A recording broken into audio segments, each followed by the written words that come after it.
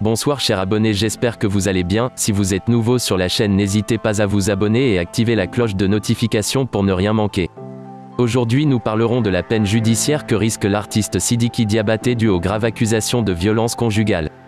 Il faut savoir que ces informations données dans cette vidéo sur la peine encourue par l'artiste sont des sanctions prévues par le code pénal malien pour les coups et blessures aggravés.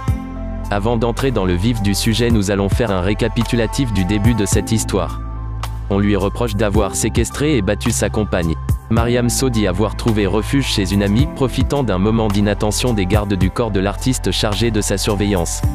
C'est son amie, toujours selon Mariam So, qui va ensuite tirer la sonnette d'alarme en publiant sur Instagram des photos de son corps couvert de bleu et de blessures, le visage tuméfié. Des images datant de l'année dernière.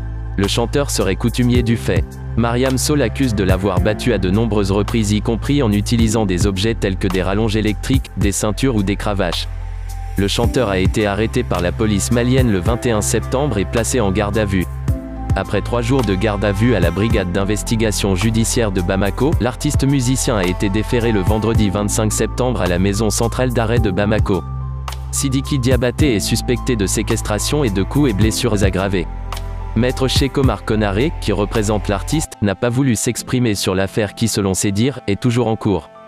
Selon Maître Cheikh Omar Konaré, les sanctions prévues par le code pénal malien pour les coups et blessures aggravés vont de 1 à 5 ans d'emprisonnement et une amende de 180 000 à 1 600 000 francs CFA.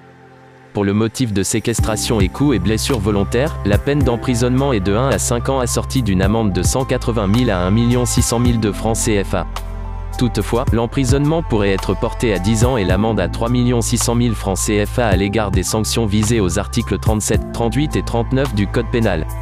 Ces articles font référence notamment aux circonstances d'aggravantes comme le flagrant délit, la préméditation ou les actes commis sous l'emprise de la drogue ou autre substance. En attendant son procès, Sidiki Diabaté est enfermé à la maison d'arrêt de Bamako. Tous les fans et la famille de l'artiste sont en attente du jugement définitif par les autorités compétentes. À la prochaine pour un nouveau numéro de votre rubrique Actu People.